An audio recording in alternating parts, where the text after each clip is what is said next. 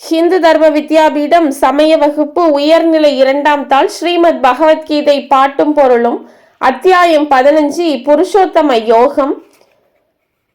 ரசமயமான சந்திரனாக இருந்து பயிர்களை வளர்ப்பவன் யார்? கீதை ஸ்லோகம் 13. காமாவிச்யச பூதானி தாரயாம் யக மோஜசா புஷ்ணாமி ஷௌஷதி சர்வாஹா சோமோ பூத்வா ரசாத்மகஹ.